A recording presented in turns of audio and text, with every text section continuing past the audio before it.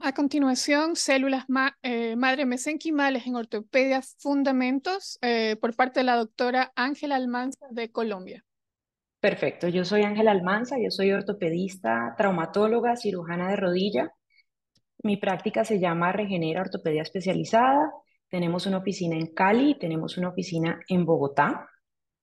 Estas son mis relaciones comerciales, donde no hay ningún compromiso con esta charla.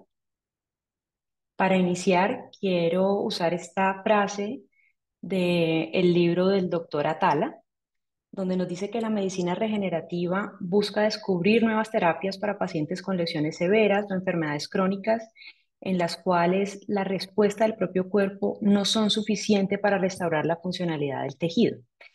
Y eso es lo que estamos aplicando con el concepto de la ortopedia regenerativa. Ayudar a que el cuerpo de los pacientes en enfermedades degenerativas como la artrosis o las enfermedades degenerativas del disco puedan solucionarse para que el paciente tenga una mejor calidad de vida y una mejoría en su funcionalidad. En este estudio, es un estudio de la Universidad de Stanford del 2013, es muy importante hablar de la señalización celular y es básicamente una célula no hace nada a menos que reciba una señal para que lo haga.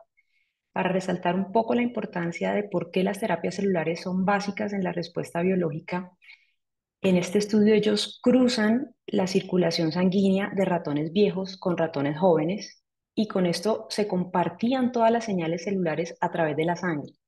Con esto vieron que el ratón viejo rejuvenecía, hicieron muchos estudios y concluyeron que había una proteína fundamental que era la GDC11, que era la responsable de este rejuvenecimiento del ratón viejo.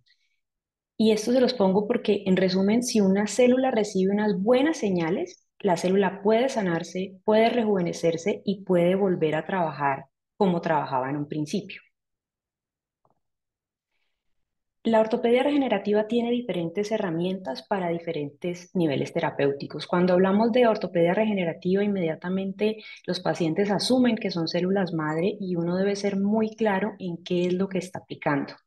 Están los productos derivados de la sangre, que es el plasma rico en plaquetas, el plasma pobre en plaquetas, el plasma rico en factores de crecimiento. Está la terapia celular, que es el BIMA, que es el aspirado de médula ósea, el aspirado graso, que es la fracción vascular estromal. Y está la terapia propia con células madre, que son las células mesenquimales, que son cultivadas y expandidas.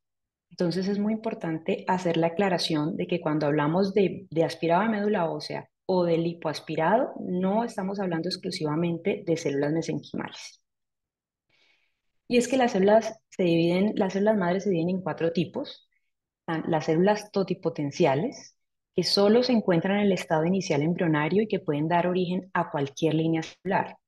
Están las células pluripotenciales, que ya están a partir del blastocisto y que pueden dar células mucho más específicas.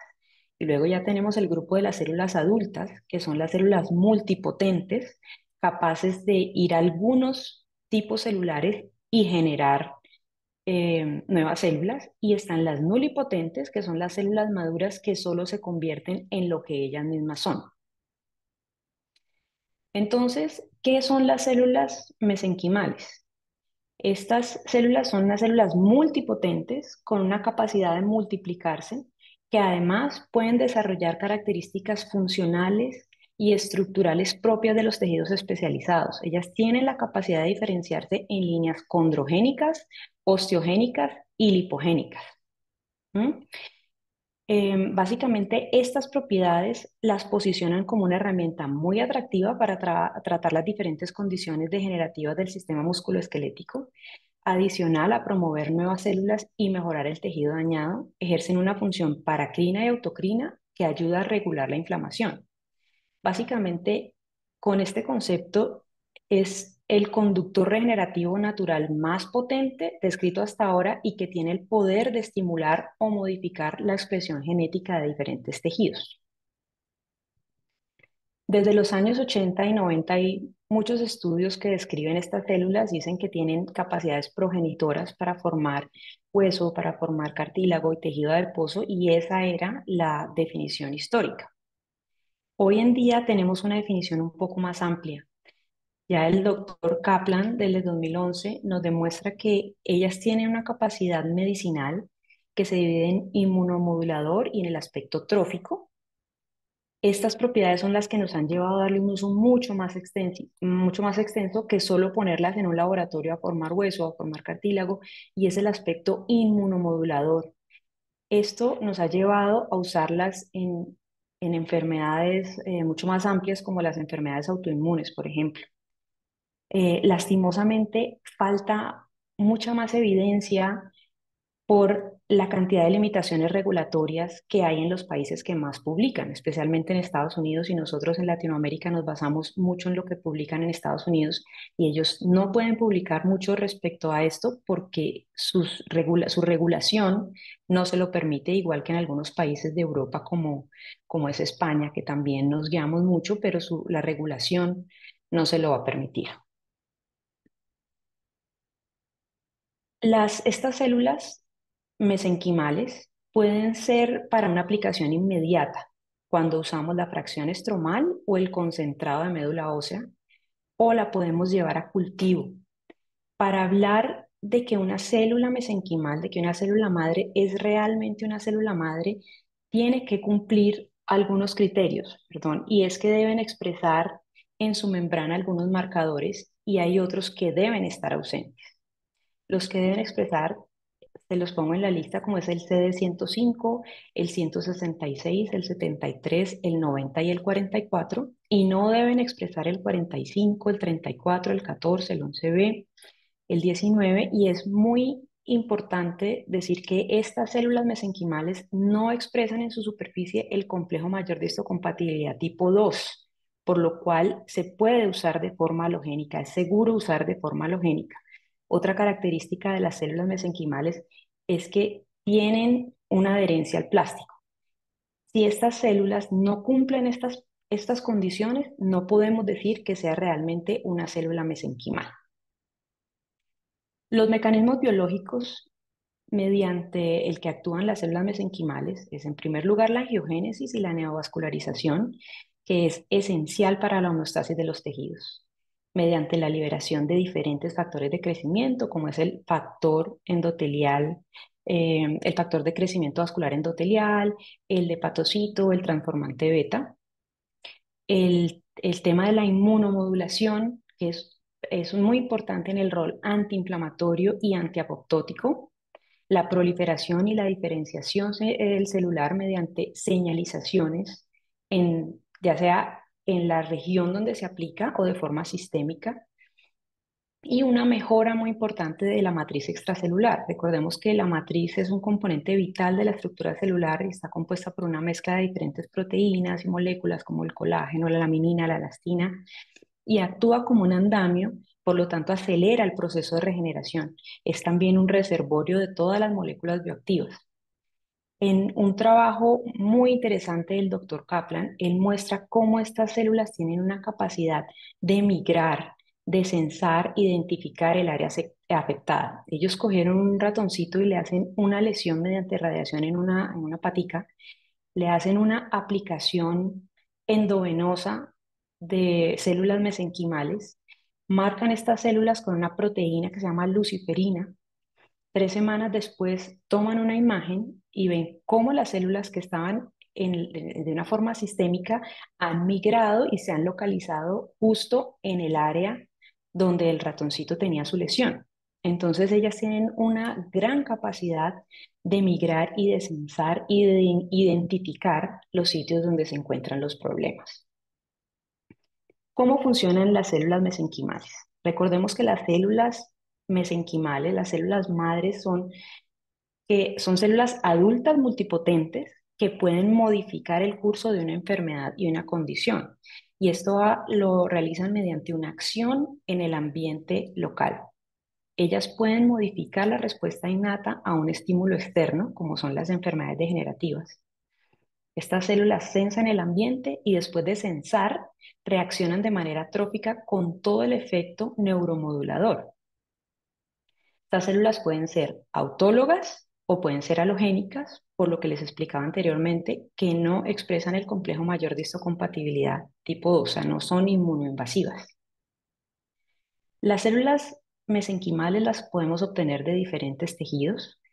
Los más populares son la médula ósea, el tejido graso, el cordón umbilical.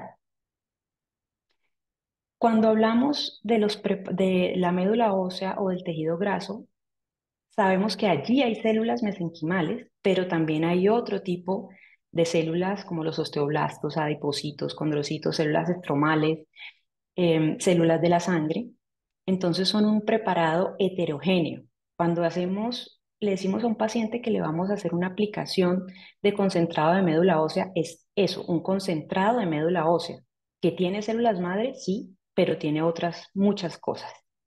Es decir, no podemos decir que son solo células madre y eso tenemos que ser supremamente honestos con los pacientes y tener claro el concepto de que si usamos grasas, si usamos médula ósea, ahí hay células mesenquimales, pero no es 100% células, hay otras muchas más cosas. También tenemos la opción de usar las células donadas de cordón umbilical que se obtienen de la gelatina de Wharton. Es una muestra un poco más homogénea eh, y hay ciertas ventajas de cada una de las diferentes zonas de obtener las células. El tejido adiposo es la fuente más abundante de células mesenquimales, es de fácil obtención mediante un lipoaspirado y tiene una alta concentración de células mesenquimales. Este procesamiento de la grasa eh, es es relativamente sencillo porque el lipoaspirado se puede hacer en la oficina, se puede aplicar de forma inmediata o se puede llevar a cultivo para expandir. Y hay dos formas de procesarlo, mediante un método enzimático en el que se utiliza la colagenasa para disgregar todo el tejido graso y separarlo en dos fracciones, donde en la parte de arriba vamos a tener el tejido de adipocitos maduros y los componentes celulares en la porción aposa. Esta es una fórmula muy usada para cultivo porque es muy buena, o sea, separa muy bien los componentes. Sin embargo, los rastros de la colagenasa en el producto inyectable es muy perjudicial para el paciente, ya que la colagenasa induce la degradación del articular mediante la digestión del colágeno. Entonces, como alternativa, surge la obtención mediante disgregación mecánica y microfragmentada del tejido, em, por lo cual se usan diferentes tipos de filtros para obtener un componente más homogéneo, más fácil de aplicar. Y nuevamente, como les digo, es un componente muy heterogéneo. Hay células mesenquimales, pero hay muchos otros componentes.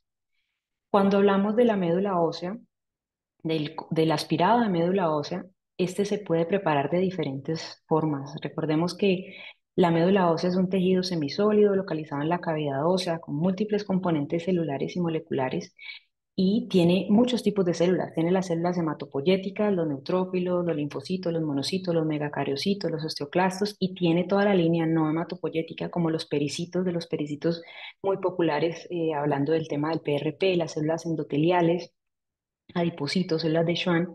Y adicional a esto, pues tenemos una concentración de células mesenquimales.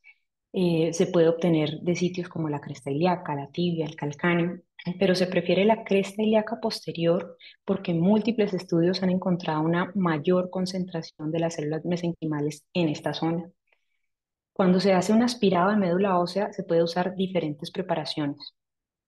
Hay personas que prefieren usar esta muestra y dejarla que se coagule y aplicarlo coagulado. Hay otros que prefieren que no se coagule y usan anticoagulante. Hay otros que prefieren combinarlo con productos como el ácido hialurónico. Así que hay diferentes protocolos que se discutirán en módulos posteriores, como nos explicaba el doctor Carlos hace algunos minutos. ¿Por qué el cordón umbilical? El cordón umbilical es la fuente más popular de células halogénicas. Son células mucho más homogéneas, utilizadas para cultivo y expansión, donde tenemos un conocimiento de la cantidad de células que se están aplicando. y tenemos la seguridad respecto a la contaminación, porque generalmente cuando utilizamos células halogénicas nos las envían de un laboratorio con unas pruebas de caracterización donde nos aseguramos que expresan en su superficie todos los marcadores que les mostré en un inicio y que no expresan los que no deben expresar, que están contadas, sabemos cuántos tenemos y que le han hecho pruebas de bioseguridad.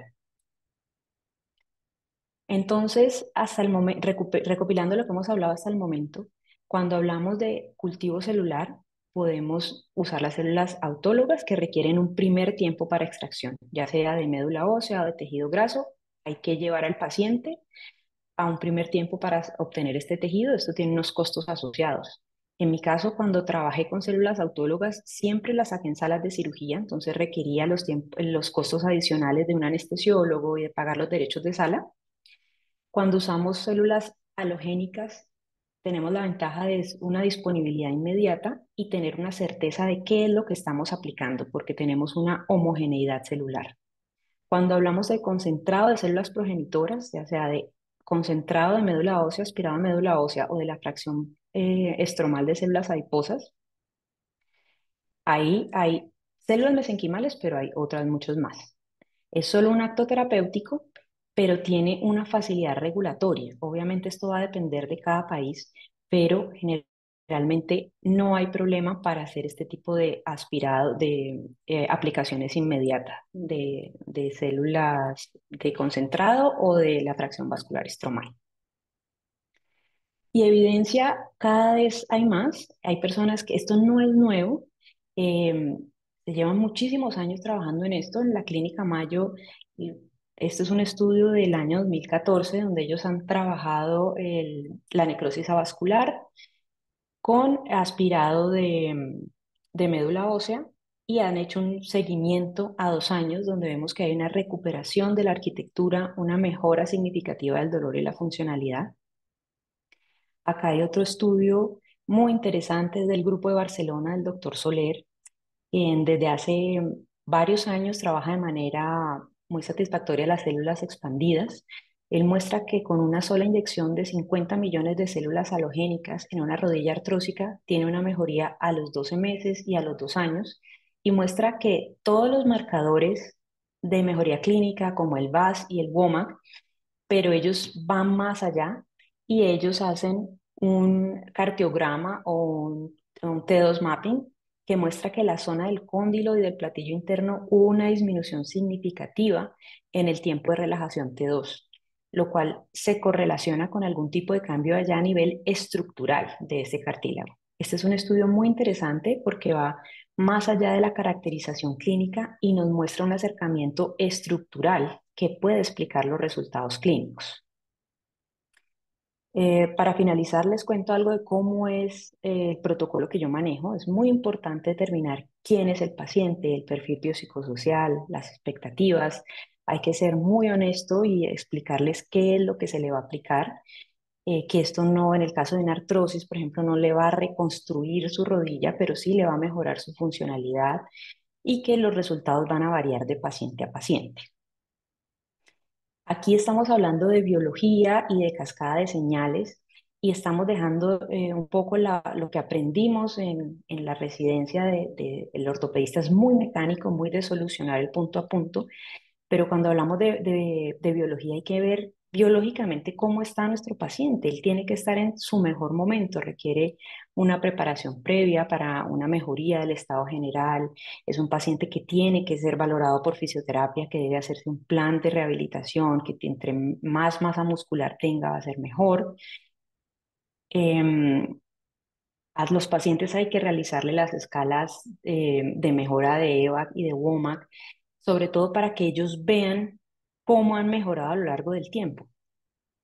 Siempre ser muy cuidadosos con la asepsia y tener una guía imagenológica siempre, o sea, tanto en aplicaciones complejas como es la aplicación intradiscal de células que la hago guiada por TAC, como en aplicaciones entre comillas sencillas, que es la rodilla, que nosotros decimos, pero una rodilla no, que tiene difícil de infiltrar, pero en realidad siempre es mejor hacerlo con una guía de imagen. Después de una aplicación de células, el paciente generalmente se le recomienda un reposo relativo. Yo personalmente hago 2 infiltraciones. Siempre mis pacientes tienen terapia física personalizada. Siempre mis pacientes reciben medicina hiperbárica. Y a los 3 meses de iniciar su tratamiento, nuevamente se les aplica la escala EVA y WOMAC y se revisan con el paciente para que ellos mismos valoren su progreso. Para llevar a casa es muy importante verificar las regulaciones de cada país respecto a lo que ellos consideran manipulación mínima o más que mínima. Recordar que en la aplicación inmediata no hay una cuantificación ni una caracterización celular. Eso es limitado por la realización de citometrías de flujo. Es muy difícil tener acceso a eso en la consulta diaria. Hay mucha variabilidad en las muestras y las muestras dependen generalmente de condiciones del paciente como es la edad. Las células expandidas permiten una muestra más homogénea y segura, pero el costo definitivamente es un limitante. Esta es una frase del doctor Cris Centeno, de quien he aprendido muchísimo a lo largo de varios años, y él dice que cuando nosotros emprendemos nuevas ideas siempre vamos a encontrar resistencia, pero a medida que el tiempo pasa y hay una mayor exposición a estas nuevas ideas, la resistencia se vuelve aceptación. Muchas gracias.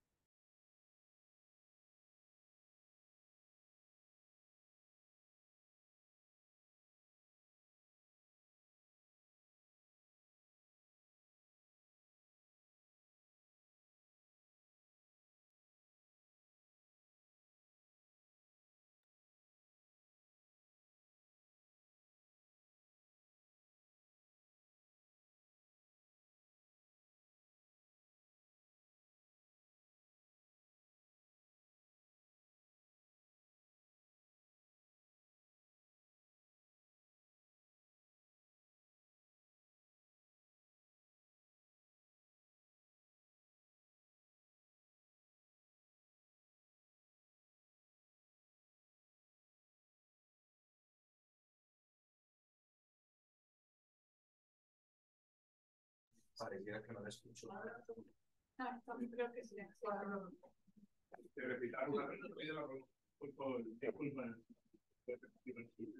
Doctora, le hacía la pregunta que en el caso de la aplicación de este método en la cadera concretamente, la necesidad de la utilización de un intensificador de imagen o la tomografía axial computarizada, que sería más o menos como cuando se realiza una biopsia guiada por tomografía.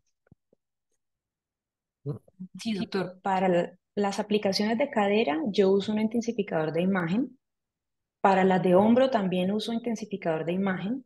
Para la rodilla uso ecografía con la técnica Walland, que es el paciente completamente despierto. Para la columna es el único en que utilizo tomografía.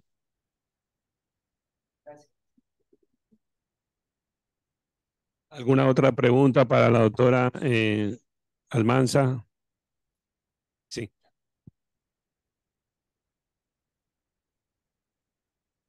Doctora, muy buenas tardes. En cuanto a la preparación del paciente, con el doctor Carlos siempre hablamos de la importancia que tiene esto para poder aplicar adecuadamente el tratamiento y tener un mejor resultado.